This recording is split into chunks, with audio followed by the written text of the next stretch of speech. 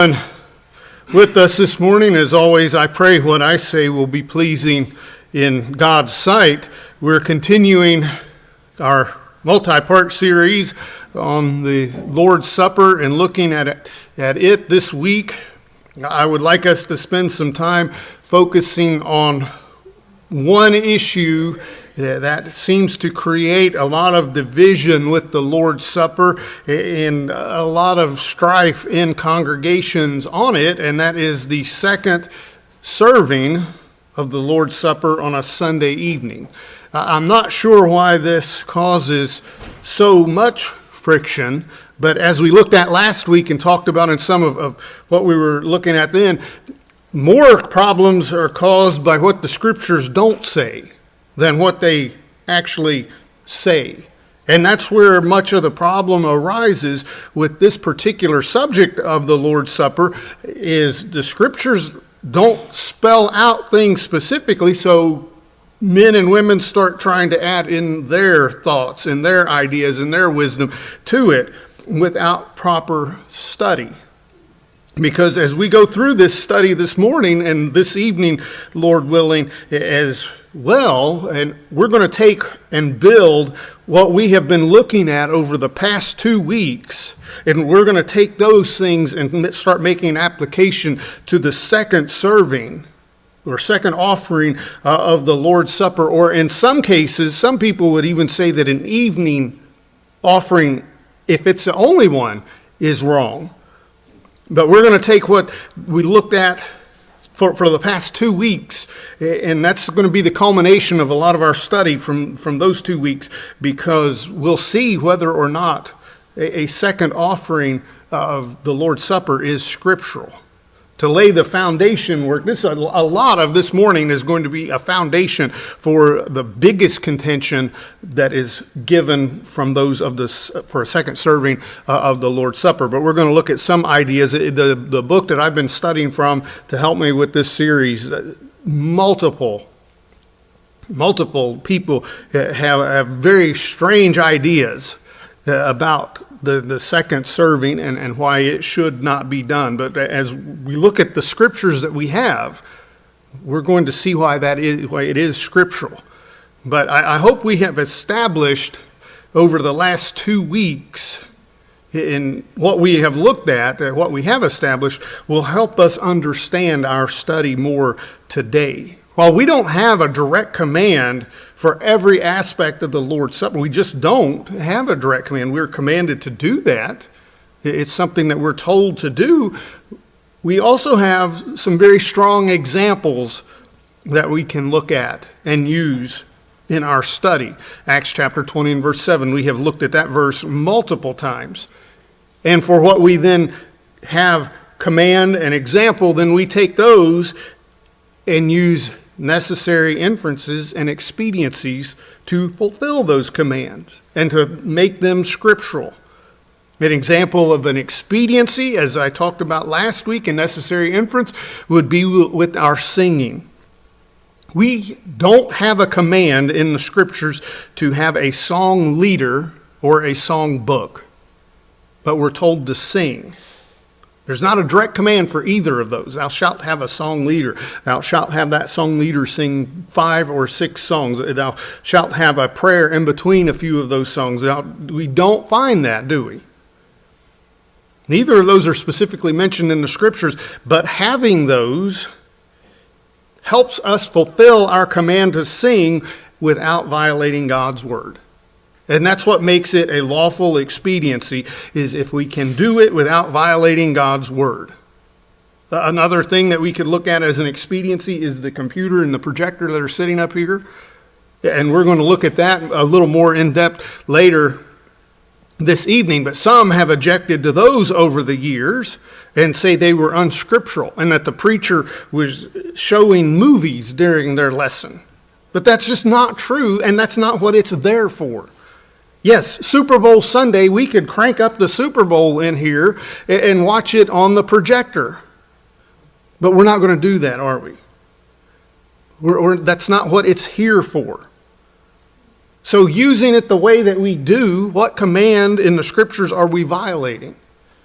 That we're not violating any, but we're using it as a tool to help us with our preaching and teaching, and to help those those listening in the crowd to follow along better. I mean, I never do it, but some preachers call out the wrong scripture sometimes. And sometimes we say the wrong verse, or we get them inverted or something like that. Well, if we've got it on the screen, folks can look up there and see what we're probably meaning to say. Occasionally my computer types it wrong too, so we'll be in trouble when that happens. You notice I've not made any of the mistakes. But we use that as a tool to help us. The same could be said about electricity and indoor plumbing. The first century church did not have those. Our worship's a little bit different with them, isn't it? Would we go as far as saying, well, since they didn't have them, we can't either? We have to worship just like they did. I don't think, well, one, the city wouldn't give us a permit to have a building without either. The occupancy issue would be brought to attention, and we'd be in violation of the law if we did not have those.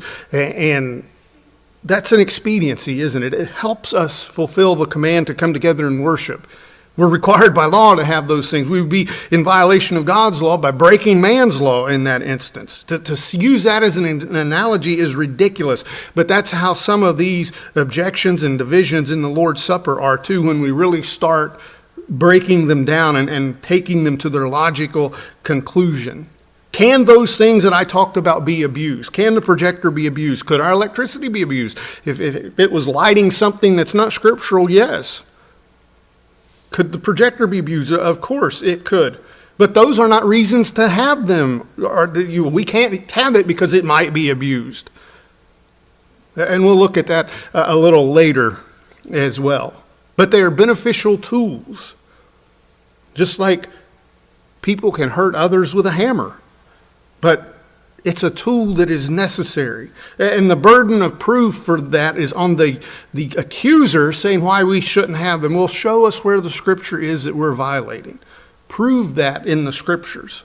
So switching that line of thinking to the Lord's Supper, much of what we believe and practice, it comes through those examples that we have in the New Testament. So we're going to have to dig a little bit and get into some of those. If we believe this, then this is going to be a consequence of that application. And there have been many misconceptions regarding the Lord's Supper. We've looked at some of those for the last couple weeks, and much of those misconceptions come from what the scriptures do not say on the subject.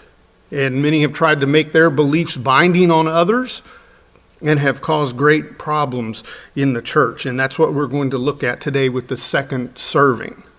So far, and I'm reviewing this because it's going to get us to that second serving and why it is scriptural. So far, we have looked at who is to partake, and it is the disciples who are in the kingdom who have come together to do so.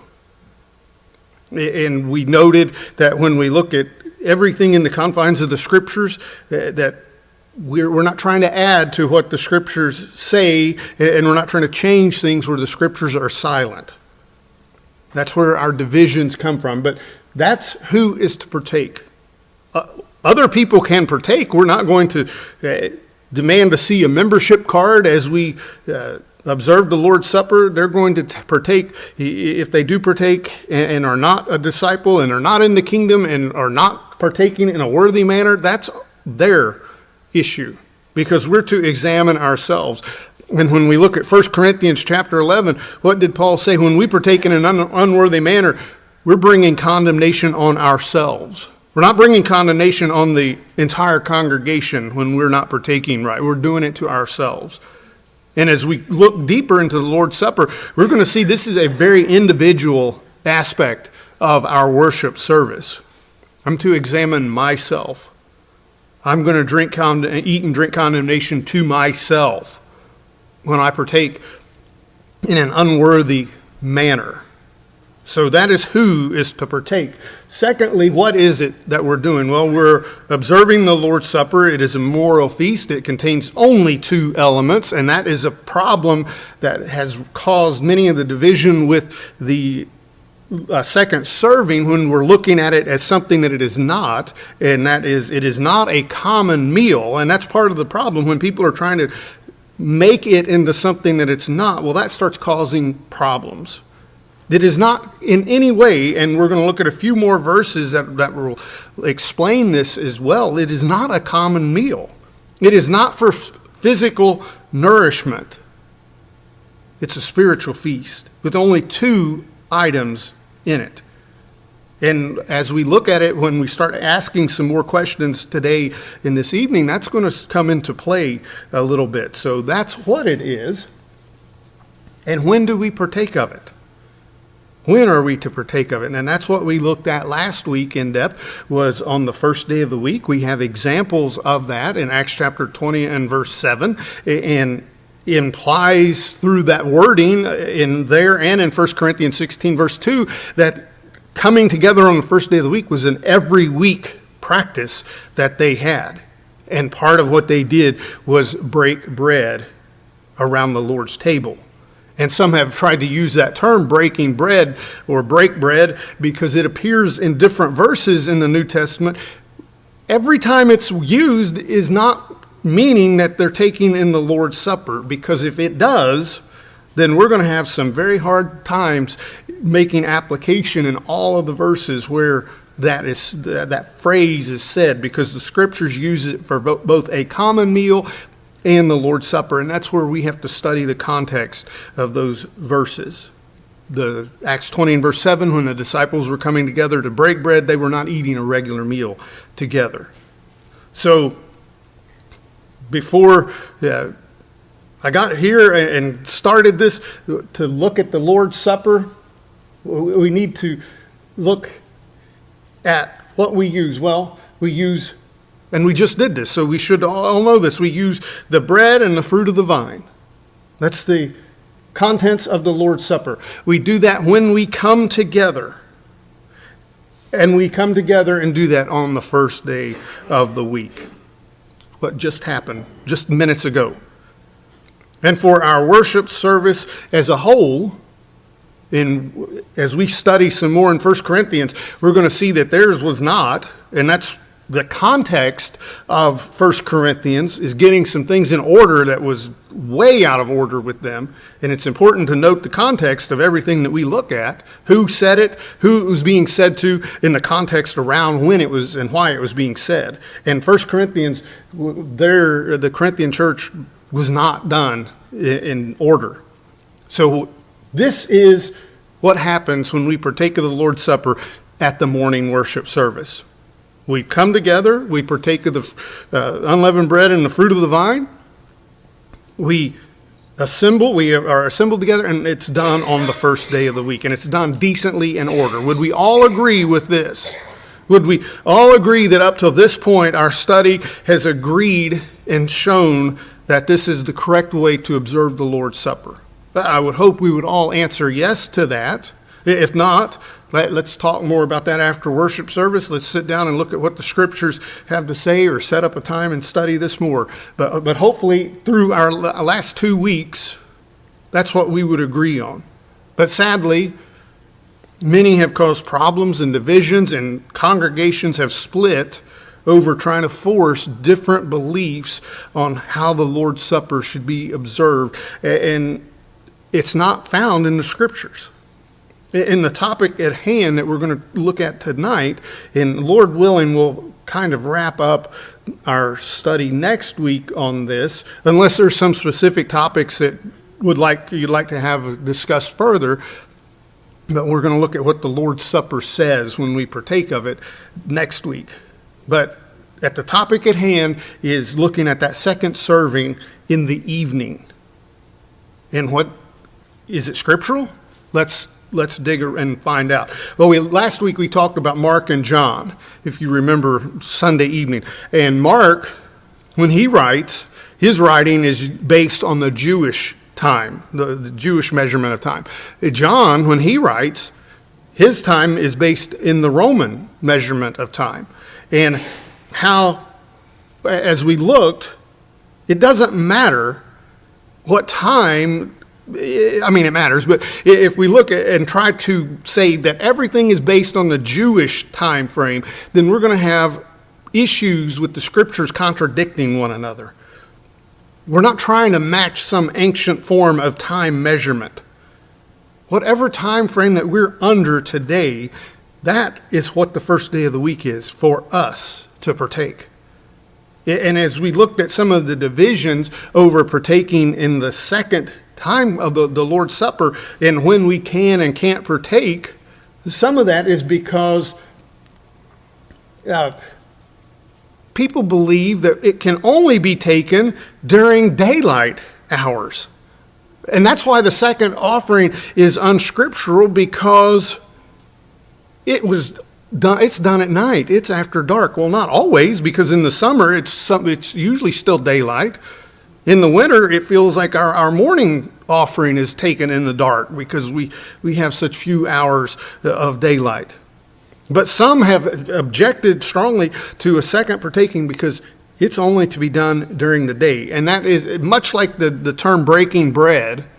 They look at the word day in the verses that are on the screen there, John 19, Matthew 20, 1 through 6, Acts chapter 2, verse 15, and Acts chapter 3 and verse 1. It uses the day, and when it talks about that, it's talking about daylight hours.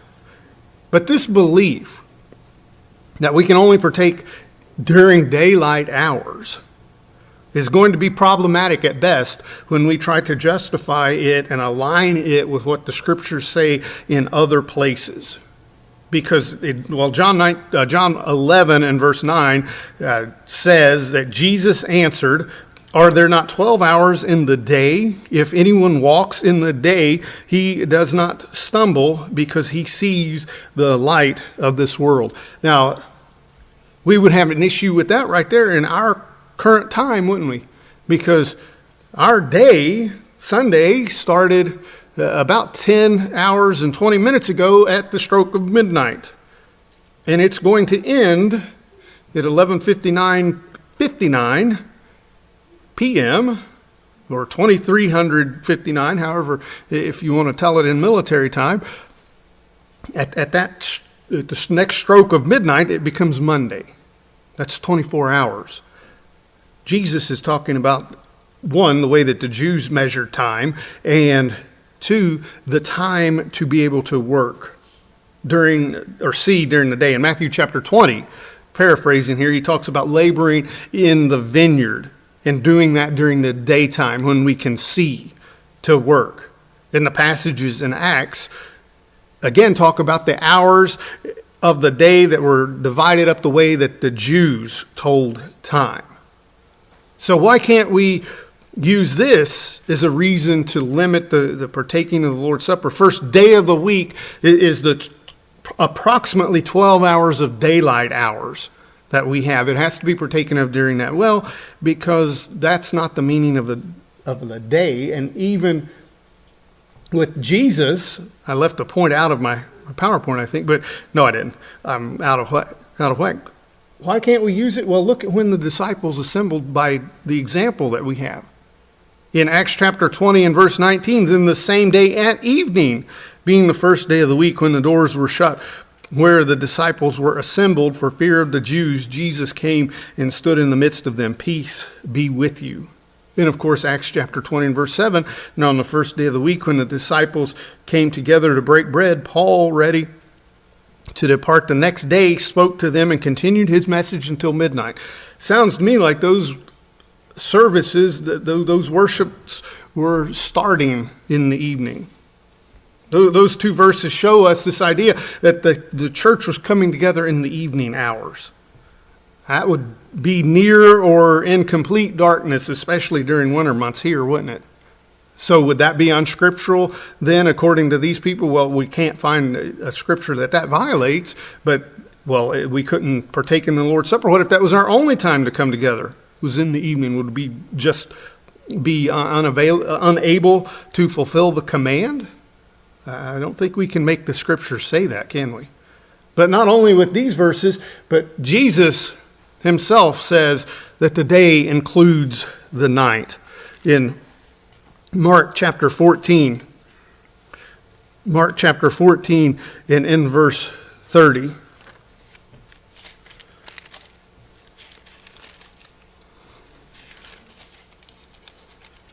Mark 14 and verse 30. Jesus said to him, "Assuredly, I say to you that today, even this night, before the rooster crows twice, you will deny me 3 times." Before the night is over.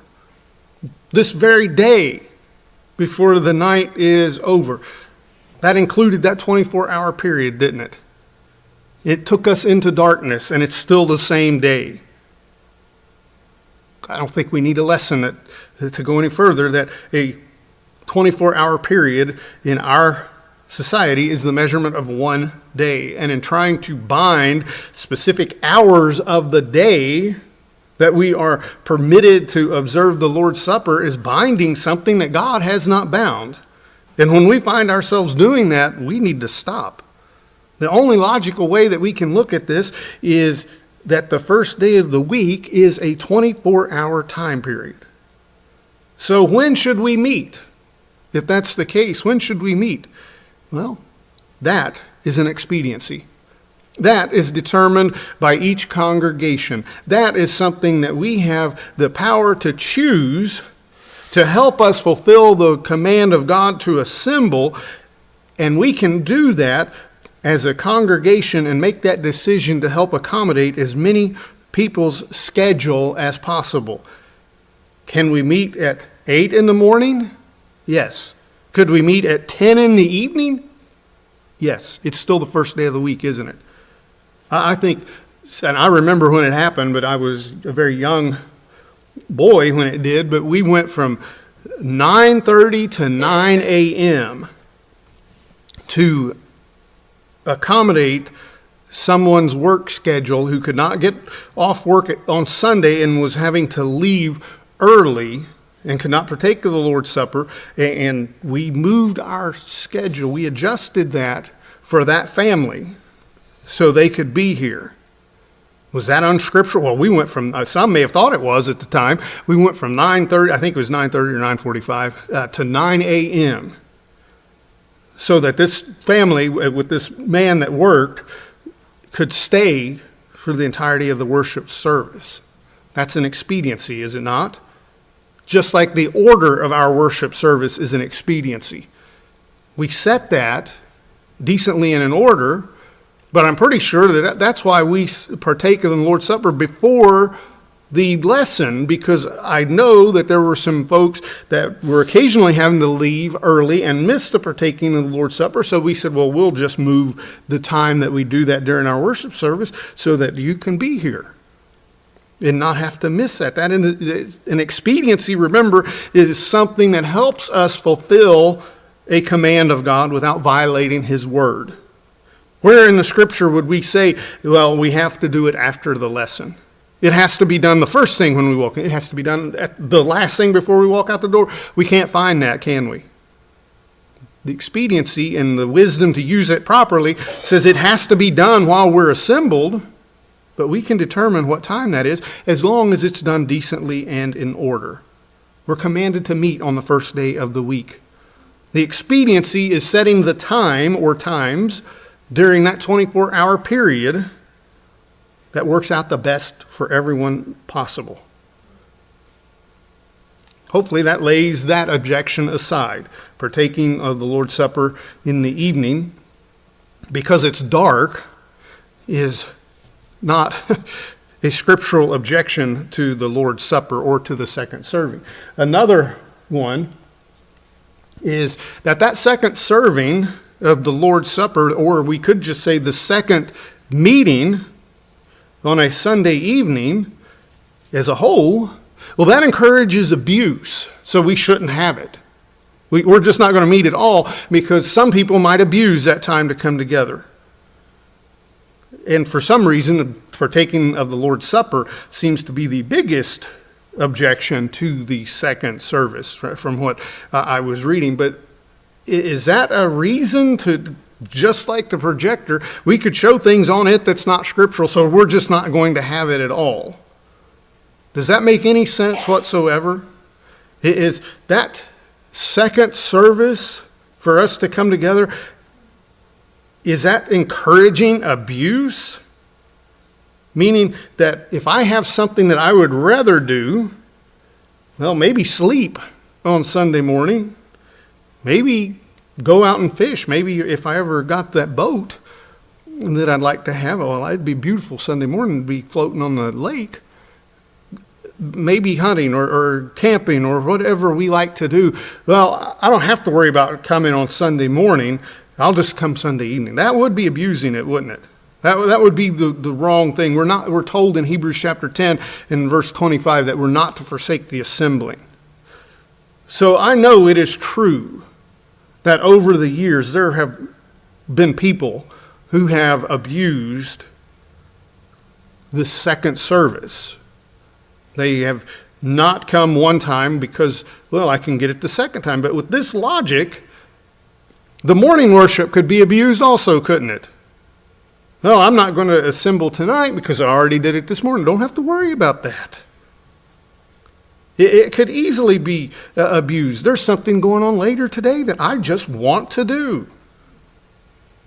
I'll tell you what, let's make it easy. Let's assemble at the stroke of midnight, and then we'll have all day to do whatever we want.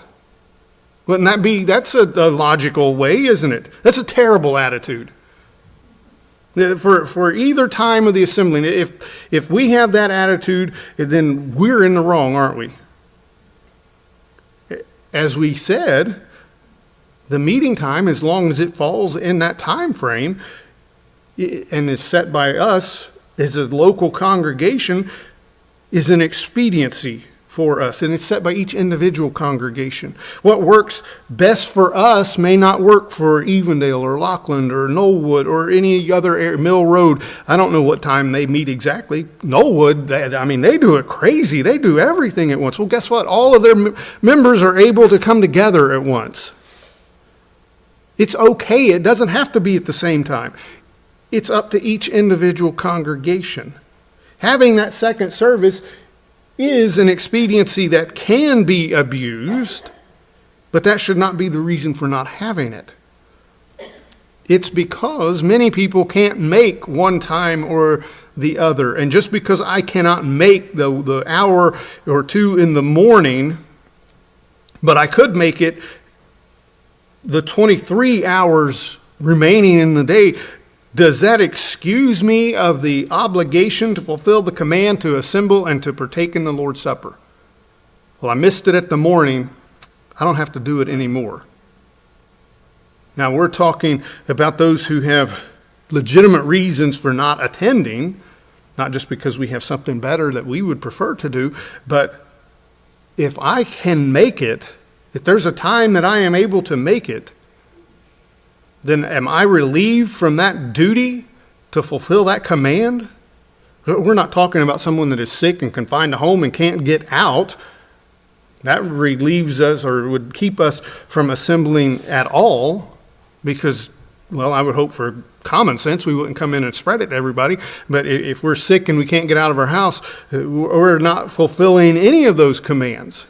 But if we're able to come out and we don't assemble, then I'm, one, willfully neglecting the assembly, but it has not relieved me of that obligation to the Lord. What about things like, well, one, our work schedule. Many of us have day jobs and we have to go to work, and sometimes that work we just cannot get out of doing that on a Sunday. Well, I may not be able to make both times, but we can make one. What about those of us who are parents, who had a sick child? And we can't leave that sick child at home alone, so one would stay home in the morning, and then the other one would have the opportunity to come in the evening. Are we going to deny those people the right to come together and worship? That's what we're doing when we're saying this. If you can't do it at this 9 a.m. time frame, then you can't do it at all. Or what if somebody has a relative, a parent, an elderly parent that they're caring for, and they can't assemble at that time? She's not here, so I'll call her by name. Chris Bailey can't leave in the morning because of caring for Gary. she's just out of luck. We served it at 9 o'clock. If you weren't here, then you're just out of luck. That's what we're saying when we're saying that. We're determining who has the right to assemble at 9 a.m. when there's a 24-hour period in the first day of the week to partake. Would we deny one that right to fulfill that command to the Lord? I would hope that answer would be no. And 2, is an instant like this abusing the second assembly? Hopefully we would agree that that's no as well. My child is sick. We did this a few times with Stephen. One of us would stay home in the morning and the other one would come home, where we abuse or come to worship while we stayed home. Are we abusing that? Anything can be abused. The projector, the computer could be abused. Now, I could put images or words up on that screen that is not scriptural, that violates God's law, that is nothing short of sin. But is that a reason not to do it? Well, of course, people have abused the second assembly, but that's not a reason not to do it. And hopefully we would all agree with that there are those who need that second opportunity to assemble because there are a variety of legitimate reasons that they can't assemble. So when we talk about that as a congregation, we had this conversation a few months ago. Should we drop to one service on Sunday? Well, there was some, including Chris, that said, I can't always make it. I can't make it on Sunday morning. It's an expediency for us to have that second service so that they can fulfill the same command that we have to come together and worship God. And part of that command is partaking in the Lord's Supper. And probably one of the biggest objections, and this is the point that we're going to leave off with and then pick up with this evening. I tried really hard to divide this up to where we would not be stopping midpoint, but we're going to. But one of the biggest objections to the second serving is that we don't all partake together during that second serving. And the verse that is used for that objection is 1 Corinthians chapter 11, verse 33. And Paul says, therefore, my brethren, when you come together to eat, wait for one another. But before we go further in looking at this text and saying, well, that's it. We can't eat unless we all eat together. We can't eat at all. No one can. We need to examine the context of 1 Corinthians because that is worth noting. When we look at chapter 11, chapter 11 is one of several chapters talking to them about getting their worship service in order. As we said last week, they had made a mess in partaking of the Lord's Supper and how they were doing it. And the purpose of chapter 11 is instructing them on how to correct that. But the worship service was just part of what they had issue with. But during it, the congregation was divided. It tells us that in 1 Corinthians chapter 11 and verse 18. 1 Corinthians chapter 11 and verse 18. For first of all, when you come together as a church, I hear that there are divisions among you, and I partly believe it. For there must also be factions among you, that those who are approved may be recognized among you. They were just broken up and with different groups and divisions, and they did not eat this meal at the same time, nor did they share what they ate. Some were without, some were drunk. It was a mess even for a potluck dinner. They had made a mess out of it. And secondly, we see that they had associated the Lord's Supper with a common meal. And again, that's been part of the problem when we look at the Lord's Supper and some of the issues that have been had with it is when we think about it in ways that it is not. And it is not a common meal. In verse 21, for in eating, each one takes his own supper ahead of others, and one is hungry and another is drunk. What? Do you not have houses to eat and drink in? Or do you despise the church of God and shame those who have nothing? What shall I say to you? Shall I praise you in this? I do not praise you. Notice they were taking his own supper. And one thing that I found interesting as I was studying this and looking at the writing, and some of the Greek words will help us understand this a little bit better as we look at those in our study. But in verse 21, when Paul is talking to them, and I don't think this is an accident on the printer because I looked at a couple different versions and it was all the same. The S in supper is lowercase. When we look at the S in verse 20, where he is talking about the Lord's Supper, it is capital. When he's talking in verse 20, he's talking about coming together to remember the memorial feast. In verse 21, he is talking about a common meal. I am going to have my supper. In Acts chapter 20 and verse 11, we looked at that last week. Acts 20 and verse 11, Paul, after he had spoken to them until midnight, after they had broken bread together in verse 7, in verse 20, Paul then took his own, or in verse 11, Acts chapter 20 and verse 11, Paul took his own supper. It's singular here. In fact, I'm going to mess it up, so I'm going to turn and read it. Acts chapter 20 and in verse 11,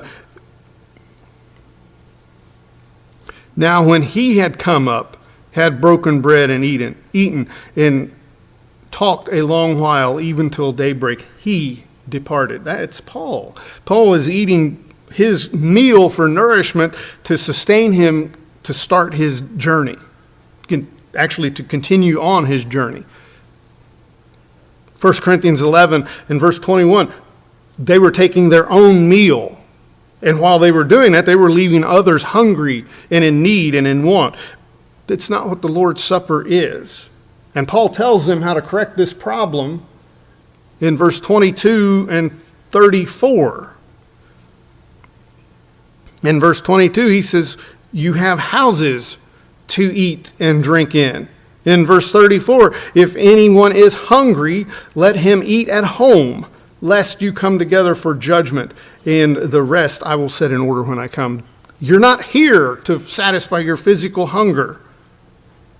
Meals that are for physical nourishment are not part of the Lord's Supper. And then part of correcting that division in verse 33, in verse 33, is when you have come together to eat, wait for one another. That, eating, is the Lord's Supper. And that's where we're going to pick up with this evening and look at that second serving more in depth and look at some of the words that would help us determine whether or not that second serving and eating with just one or two members partaking is scriptural. If you're subject to the Lord's invitation in any way, this lesson and this study is definitely geared more towards those of us who are Christian to help us and strengthen us and teach us and understand this better. But if we're not a Christian, then the benefits that we obtain from partaking in the Lord's Supper are not available to us. So whether it's primary obedience to the gospel or things